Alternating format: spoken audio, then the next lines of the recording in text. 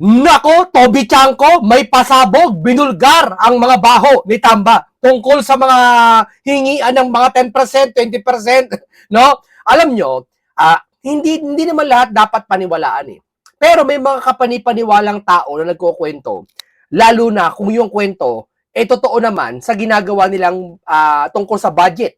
Kung paano procedure ng bigayan sa budget, kung paano alukan ng insertion, ikaw ba hindi ka naniniwala? Hayagan niya sa atin eh.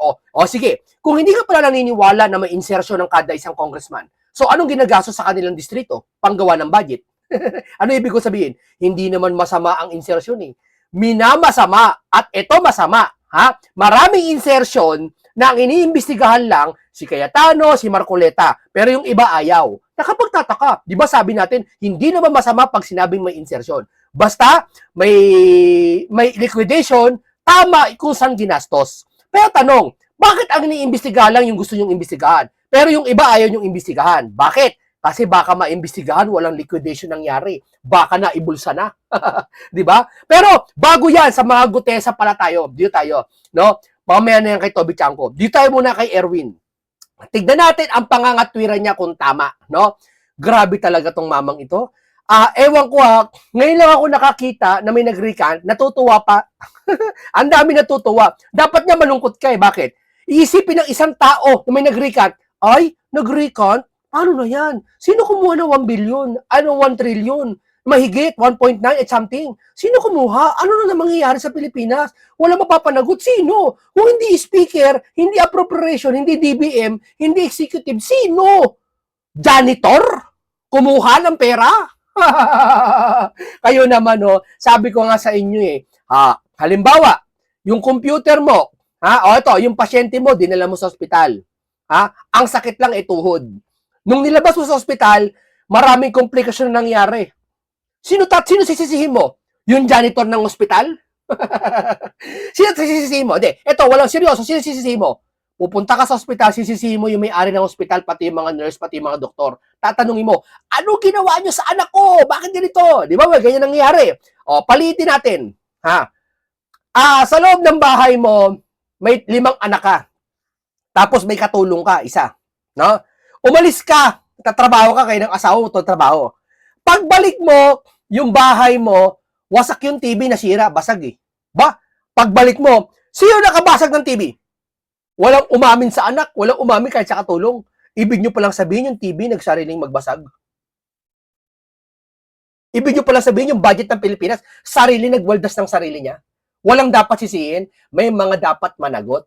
At yung mga dapat managot, yun yung mga nakatalaga doon na tungkulin nila, na dapat nila, Gwardiya. Bakit may bantay yung gwardiya? Para saan? Para bantayan yung establishment. Pag nakapasok na magnanakaw, sino unang sisisihin? Yung may-ari ng building? Yung gwardiya. Bakit nakapasok? 10 kayong gwardiya. Isa lang magnanakaw Bakit nakapasok? Yung ano meron? Common sense. Ibig nyo palang sabihin, wala nangyari sa budget natin, 1 trilyon. Wala napuntahan. Panoorin nyo. Hindi po. Ipapasa na lang po namin yung sa ombudsman. Sila na po. Kasi yun din po ang gagamitin lang, statements. Parang lahat po ng anything has to do with flood control po na investigation ng Blue Ribbon, ibinigay na po namin. Tamo binabayaran ka namin sa sahod mo sa Blue Ribbon Chairman bilang siyang senador. Tapos pagagampan mo sa iba. Malaking issue. Ang flood control, trilyon. Pero yung kay Sara, tulong-tulong siya. Maliit lang yung kay Sara. Hindi ko naman sinabing kay Sara, wag pabayaan na lang, no? Ikumpara mo, mas pinababayaan nila yung flood control na malaki kaysa niya kay Sara. Di ba? Kitang-kita nyo talaga. Kitang-kita nyo. Kung baga sa isang anak na tunay na nakabasag ng TV, sasabuatan sila, parang walang umamin. Di ba? Kasi kung ang hinahabol naman po natin is accountability, di po ba, may mapanagot. Mas quicker po yung pagdiretso na po yung ombudsman. Kasi totoo naman talaga sinabi niya. Mas quicker yon kung ombudsman ang asikaso. Totoo naman siya sabi niya. Kung dadaan pa ho sa Blue Ribbon, nakita naman ninyo, nag-imbestiga kami. Ngayon, yung mga testigo, umaatras isa-isa. Mali ka. Huwag mong pagsamahin yung sitwasyon. Pinabilis mo Madaya ka talaga. Daya mo. Buti na lang may matalino. Sabi niya, wala nangyayari sa investigasyon. Tapos ngayon, nagre-recant. Sir, magkaiba yung panahon na nag-imbestiga kayo sa nag-recant. Yung nag-recant panahon ngayon yun. Ngayon na nangyari yun. Yung sinasabi mo nag-imbestigasyon, take note hindi ka nag-imbestiga. Si Pinky ang nag-imbestiga, hindi ikaw. At si Pinky hindi nag-imbestiga. Kaya wag mo sabihin nag-imbestiga kayo. Kau naman, no? Wag mo naman kami dayain, sir. Dinadaya mo naman kami. Patas lang tayo, sir. Patas lang tayo. Wag naman ganyan. Nanonood din kami ng TV. Huwag mo kami tulad kung hindi ka nanonood ng TV, stop mo lang nagsasabi sa'yo kung ano nangyayari. Huwag mo kami tulad. Kami, yung mga mahihirap ngayon, wala ibang libangan kundi manood ng TV. Di ba? Ganoon na lang minsan eh. Kadalasan, tanghalin tapat, manonood ng TV. Nire-replay yung mga, sa social media, napapanood nila. Diba? Ba? So yung pag-recant ni Gutierrez sa ombudsman? Doon na ho sa kanila ho yun. Para wala siyang alam, no? Doon na po yun, sa kanila po yun. Isa na lang. Kasi ang purpose ho natin, ayan din po yung sinasabi ko noon na taken out of context ng ilan, na ayaw ko na magpa-imbestiga. Hindi po. Gusto natin ma-imbestiga, pero gusto ho natin, wag lang investigasyon, accountability. Ano accountability? Gusto mo ng investigasyon, wag lang investigasyon, pero accountability. Ano ang accountability? Kaya pinaka-fast way to hold these officials accountable, ombudsman. Sir, totoo yan siya sabi mo, mabilis ang ombudsman kasi direkta na. Pero wag mo sabihin na hindi ng rason mo para hindi ka mag-imbestiga. Hindi pabilisan ang investigasyon, sir. Ha? Dito, kung saan maghaharap-harap, makikita na sambayan ng Pilipino. Yung Blue Ribbon, ang purpose niyan, pagharap-harapin para marinig namin. Kung lahat naman kami sa buong Pilipinas, bingin lahat kami, wala kaming pandinig, no? Okay lang yun, gawin nyo sa ombudsman na. Hindi eh, lahat kami may pandinig. May social media, lahat na may TV. Gusto namin marinig kung paano kami ninakawan. Yun lang yun, sir. Dapat, trabaho mo yan, huwag ang panan mo, hindi papaubaya mo sa iba. Dapat ganun, ang katwiran. Tingnan mo, take the cases po yung mga ilang na napakulong na ng ombudsman ng mga opisyal. Ano napakulong na opisyal? Ano napakulong? Sino? Sino napakulong? Si Rebilla? Asa si Rebilla ngayon? Sino napakulong? Si Jinggoy? Ha?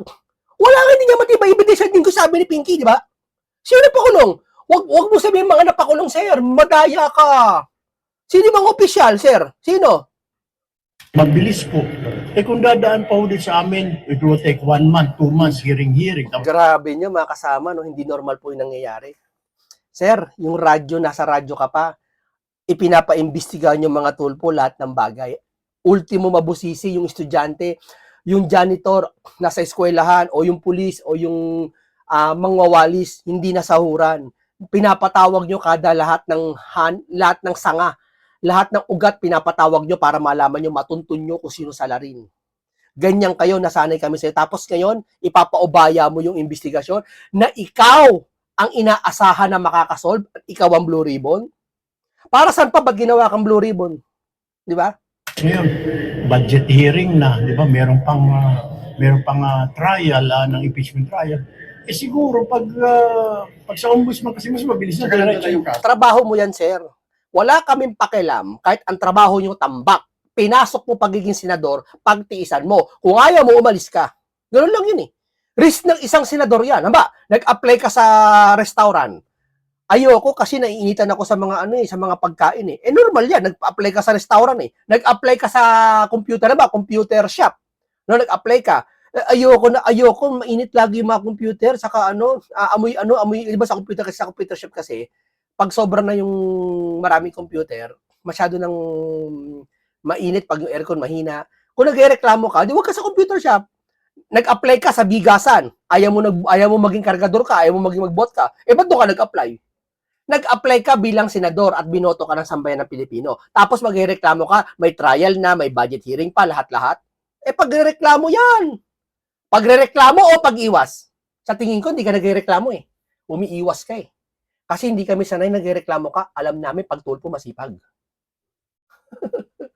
Exactly. Then, if sasampahan niya na lang sa Sandigan Bayan, mas mabilis po yun. Thank you. Thank you po. Alam mo kung sino eh. Thank you po. Senador na ako. Wala na kayo magagawa. Kasi sobra naman si Sandy. Ito, panoorin nyo si Toby Chanko. Ito, sabi nila, imbento na naman si Toby Chanko, imbento si Marcoleta, imbento si Amy, imbento si Alan. Lahat ng senador sa Pilipinas nagsasalita, pati individual, mga vlogger, mga dating congressman, sila may defensor, lahat, sila Kiko Barsaga, sila lahat, sila UPI, lahat na, pati rally ng iglesia, lahat yun nag-iimbento sa kanilang sinasabi. Ha? Pero pag kayo hindi nag-iimbento, Ano yan, lahat invento? Wala naman sigurong ganon. Eh di sana natatak na sa history. Kasaysayang kauna-unahan, 2025 to 2026, lahat ng kalaban nag-invento sa kalaban nila. Dapat nag-Guinness record. Natatak sa kasaysayan. Ibig mo sabihin, nag-iimbento lahat. Pati si Toby Chanko nag-iimbento. Wala nang paniniwalaan, invento pala lahat. Tindi ng mga to, no?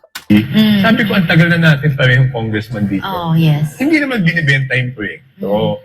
Diba? Yeah, Tapos kunento ko sa kanya na sabi ko sa Navotas, may isang proyekto na ayoko na mag-intay ng 2025. So gusto ko na matapos ng 2024. So nagre-request ako sa kanya ng 200 million na extra for Navotas. To finish it. To finish it. Kasi kung Okay. hindi malalagay sa 2024, mapupunta pa siya 2025. So mag-iintay na naman ng isang taon bago matapos yung...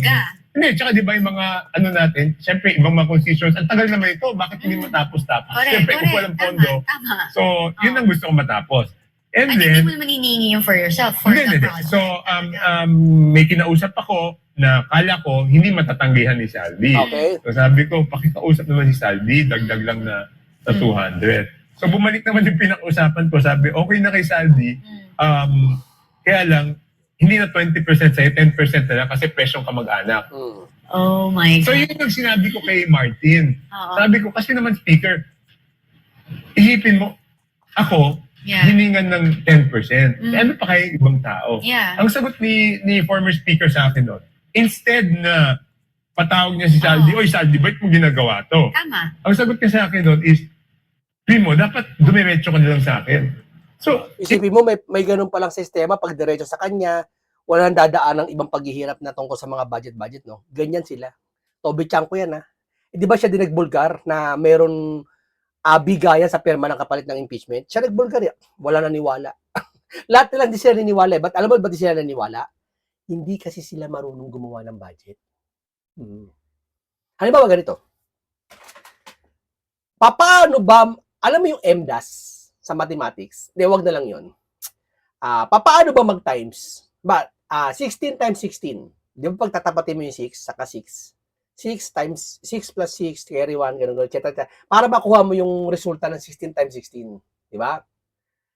Nakita mo yung procedure na ginagawa dyan sa lahat ng bagay kasi alam mo kung paano mag-times, paano mag-add, paano mag-division, paano mag-multiply, paano mag-subtraction.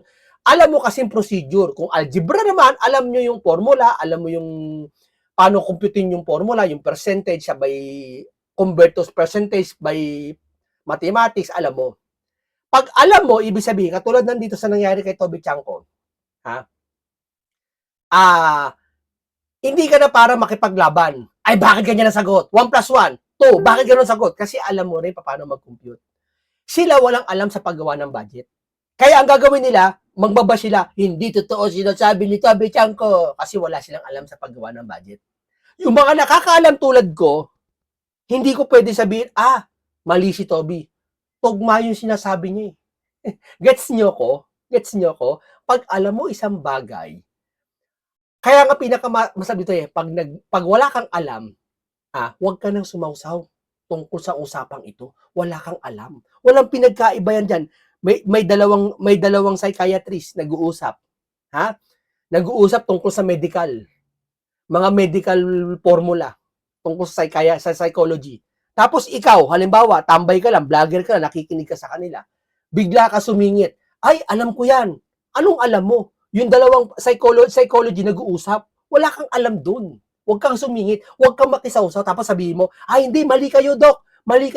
Yung lola ko, tatapalan lang sa dahon sa ulo. Magaling na, nawawala anxiety niya. Tatawanan ka pag psychology ka, mga doktor kausap mo, nakikisingit ka, tapos nagmamalaki ka pa. Ganong ginagawa ng mga vlogger. Nakikisingit lang sila, hindi sila marunong gumawa ng budget. Kaya wala silang alam. Kaya pag nawala yung pera, sabihin nila, ay Duterte yan, kahit budget 2024.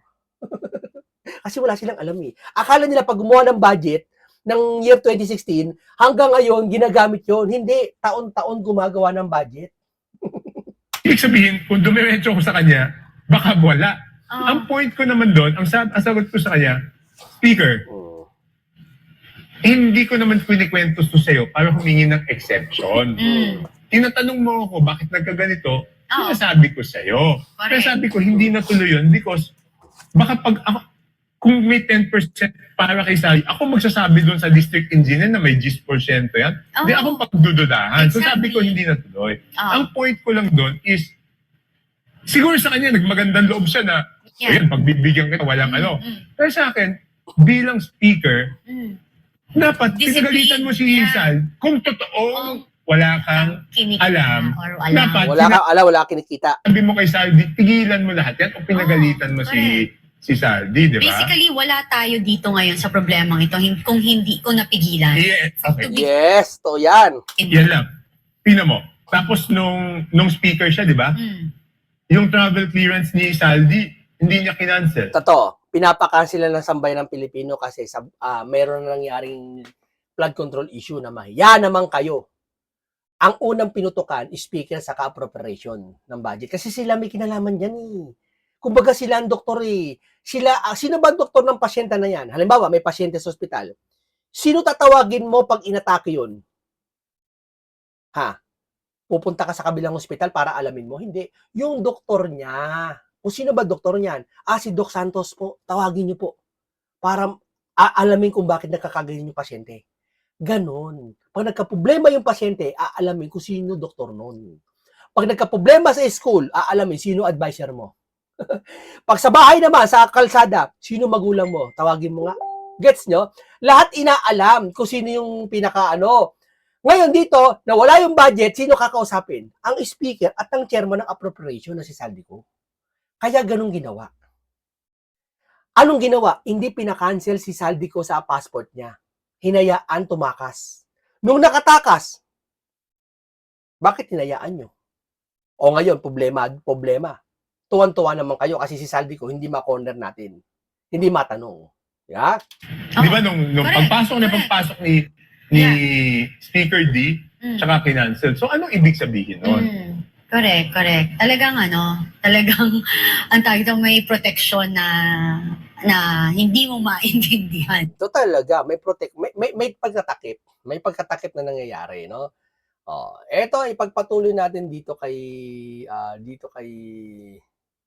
Mr. Attorney Harry Roque, no, dito. Gusto ko rin magpaliwanag to kasi malinaw eh, no? Talagang detalyado. Pero kung ang pagbabaliktad gaya na nangyari kay Gutesa ay hindi pa nangyayari. Tapos na tayo sa budget, ha? Dito tayo kay Gutesa. Totoo ba si Gutesa hindi siya nag-deliver ng pera? Pwede.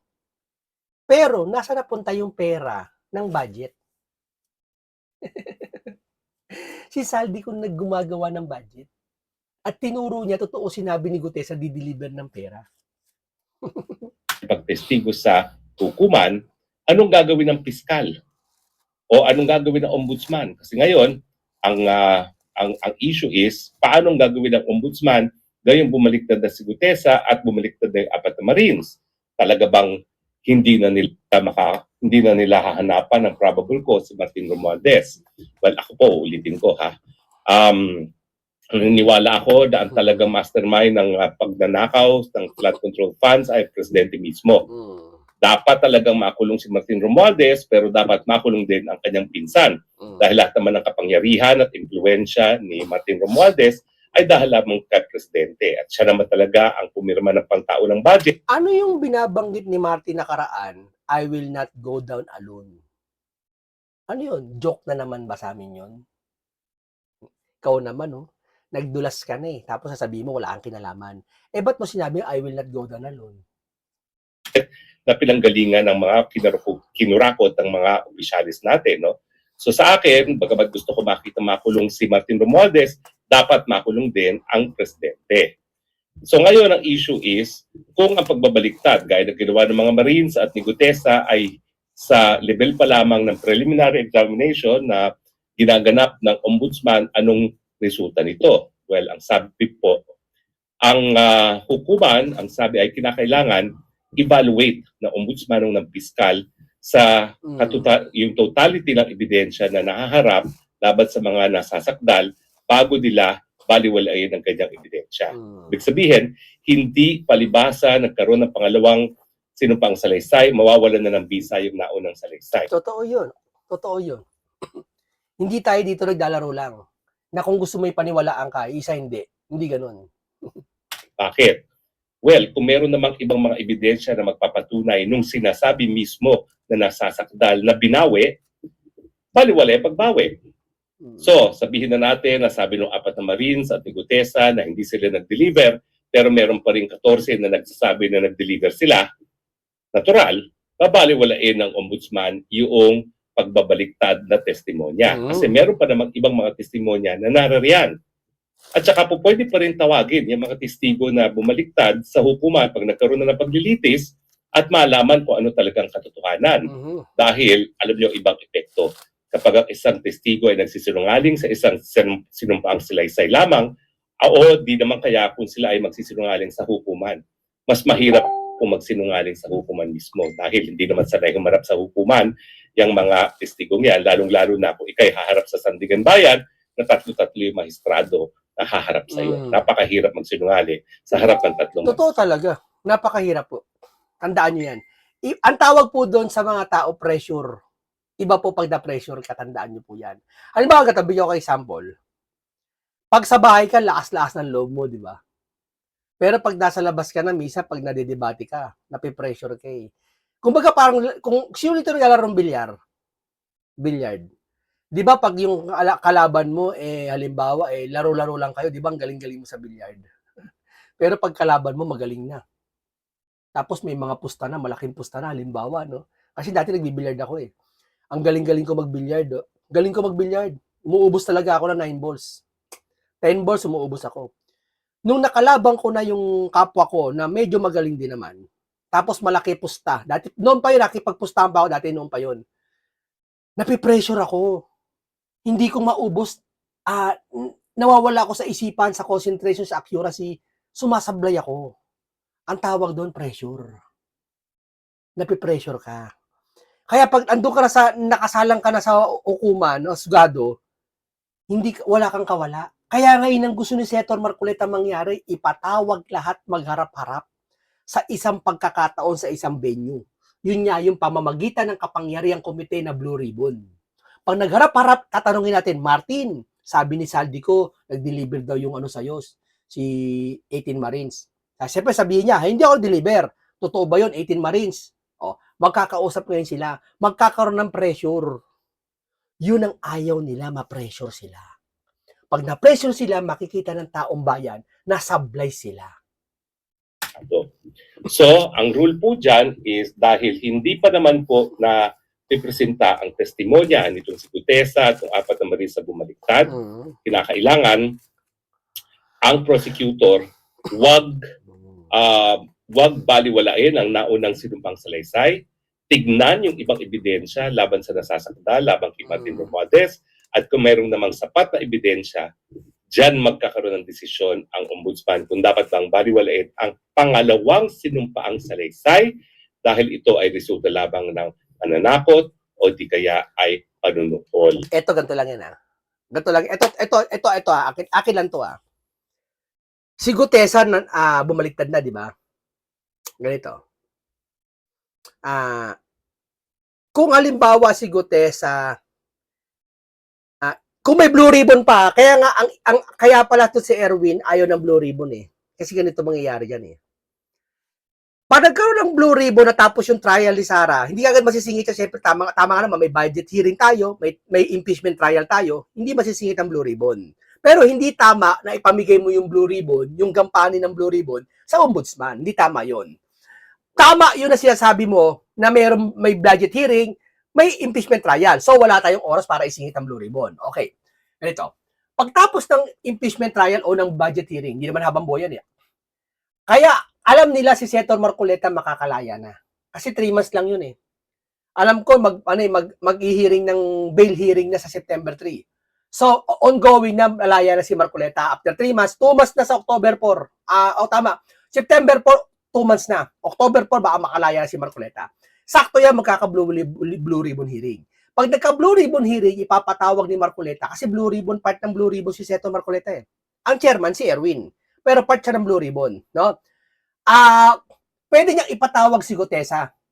Hindi naman papayag si Marcoleta, hindi patawag si Gutesa eh. Tama? Ipapatawag niya yan eh, para sabihin, Gutesa, ako pinasabi mo, anong katunayan mo? Ang tawag doon, mapipressure si Gutesa. Baka pag na-pressure si Gutesa, umamin siya na pinakantalan siya ni Tamba. Kaya ang mangyayari, Gutesa, ilalaglag si Tamba ulit. Ganun lang yun. Ganun lang kasimple yun. Ayaw nila mangyari yun.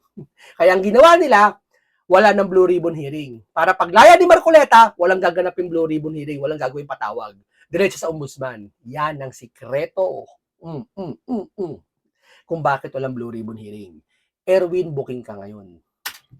So, yan po ay desisyon na ng ating Korte Suprema, no? At yan ang gagawin ngayon ng Booking ka ngayon kay Gutesa. ombudsman.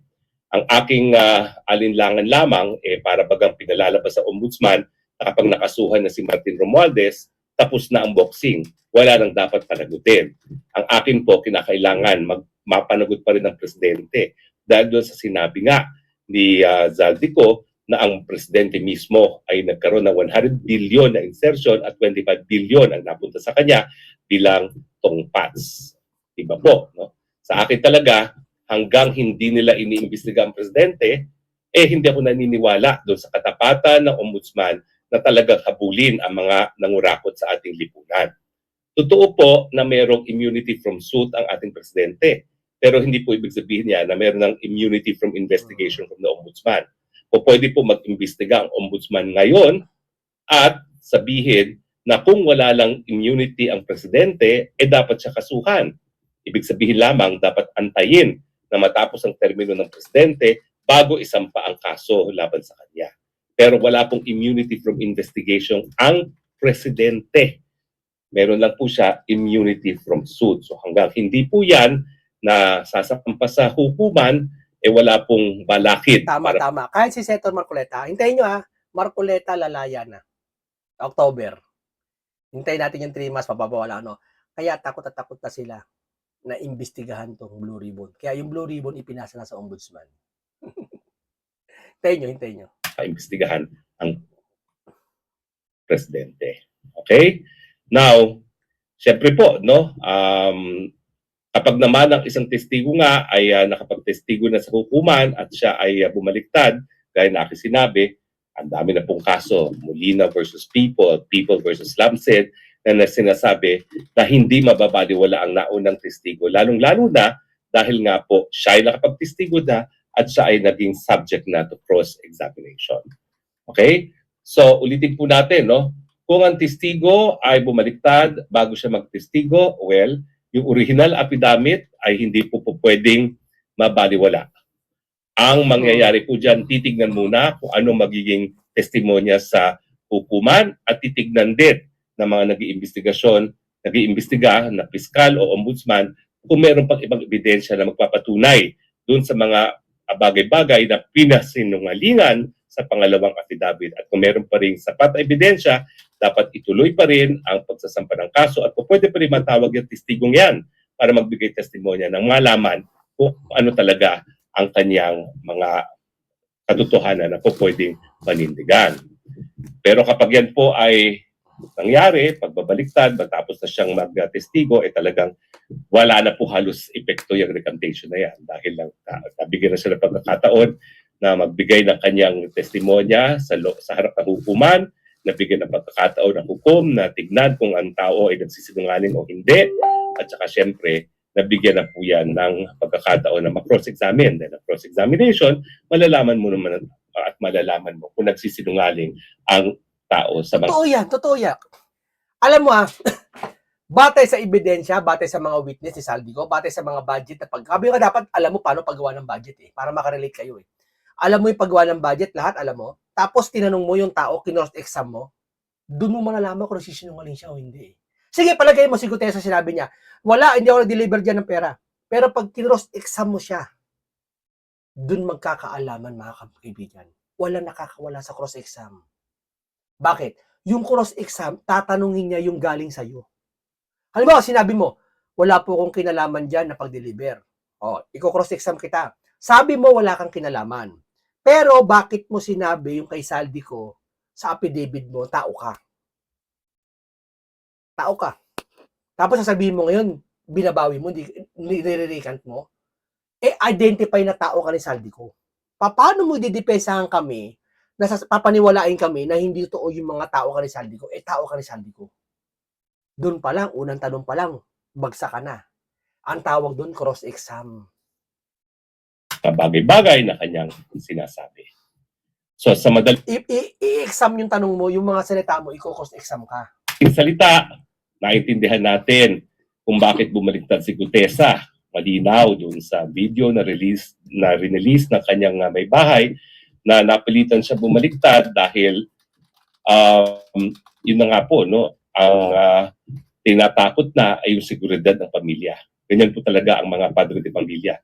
Hindi na bali na ikaw ang magkaroon ng banta sa buhay, wag lang bigyan ng banta sa buhay ang mga mahal sa buhay ng isang testigo. No? So ako naman, naintindihan ko si Gutesa at yung apat na mga Marines. Pagdating kay Gutesa, ang talagang binigyan niya ng kahalagahan, seguridad ng pamilya. Lahat ng padre de pamilya, gagawin din yan. Hindi totoo, naintindihan natin si Gutesa. Naintindihan natin sa nangyayari. At dahil nga po dito, ang naging desisyon naman ng ating Korte Suprema sa mga pagkakataon na may mga testigong bumabaliktad, hindi po babaliwalain ang orihinal na ebidensya, ang orihinal na affidavit dahil alam ng hukuman nga at sa karanasan natin bilang isang bansa, ang pagbabaliktad ay dahil sa pananakot at panunuhol. Kaya kinakailangan tignan muna, unang-una kung meron pang ibang ebidensya na kung susumahin ay magpapatunay ng pagkakasala ng nasasakdal at kapag yan ay meron pang ibang mga ebidensya, ay dapat ituloy pa rin ang kaso at kung pwede pa rin ipatawag yung testigo na bumaliktad. Dahil kapag naman siya ay bumaliktad pa rin sa hukuman, yan naman po talaga ay ground para siya talaga ay ma-prosecute na for perjury. No? Hindi naman po pwede na ikaw ay gagawa na sinumpang salaysay Napakalinaw na sinasabi ni Harry Roque, di ba? at ikaw ay magsisinungaling doon at hindi na mapaparusahan. Kung hindi man magamit yung kanyang testimonya, yung kanyang pagpabaliktad ang gagamitin ebidensya para naman sa krimen laban doon mismo sa nagsinungaling, yan po ay para sa kaso ng perjury. So hindi pa po tapos ang lahat, ha? Ito lang ha. Huwag kayong mag-alala. Tama, hindi pa tapos ang lahat. Ito ay pinoproseso pa. May cross-exam pa, tatanungin siya ng ombudsman. Kung ipopokus si Gutesa, Gutesa, binabawi mo na, bakit? Ganto. Ombudsman na bahala dyan. Pero ito, hindi pa tapos ang laban. Baka Gutesa bumaliktad ulit. Gutesa babaliktad ulit. Laban naman kay Martin. Di ba? Okay lang yan. Pero pag ginawa niya yun, hindi na talaga paniniwalaan si Gutesa. Ang tawag dyan, ibasura na lahat yan. Hanap tayo ng ibang testigo, wag na si Gutesa, para walang pagkatalo. Marami pa naman yung mga sekretary. Tatanungin natin sila Bersamin, sila Bunoan, sila Pangandaman. Yun ang magandang tanungin. Hindi na kasi kailangan si Gutesa. Napakadami naman pong tumayo bilang testigo na sila ay nag-deliver ng pera. Siyempre, nandyan pa rin sino pa? Paging. Sino ba yung ating ipe-paging? Sige nga. Tama kayo. Ang maglolong Bersamin. Tama kayo. Amira Pagdamana. Totoo yan, ha? Ano pa? Tama kayo. Secretary Bonoan. Tama kayo. Zaldico. At kung lahat naman yan ay kakanta. Ano ngayon kung bumaliktad si Gutesa at yung apat na Marines dahil alam naman natin na sila bumaliktad dahil sa pananuhol at Walang problema kahit bumaliktad si Gutesa. Kahit 18 Marine. May mga sekretary. Yan, pag 2028 nakakanta na yan. Magiging singer na yan mga yan. Pero ang katotohanan, bakit? Sabi niya ni Harry Roque, walang ibang nakakatakot kundi yung kaligtasan ng pamilya mo. Totoo yan, sabi niya. Ipubulag ang katarungan at eventually, yan aking sinasabi, lahat ng mga akala ay merong forever, yan, madidiscovery ninyo na walang forever. Totoo yan. Lalong-lalo. Yun yung asawa mo, 20 years na, iniwan ka pa . Pasensya na. Yun yung mag-girlfriend 10 years na yan, matibay na yan. Nagkahiwalay pa Di ba? Walang forever. Meron forever, yung siya sabi ng Biblia. Ito na kung kayo ay magnanakaw ng kabad ng bayan. Okay, maraming salamat sa iyo, Atty. Harry Roque, at kay Senator Marcoleta, at sa iba pa. No? Napaliwanag natin na maigi, opinion to, komentary. Salamat sa inyong lahat.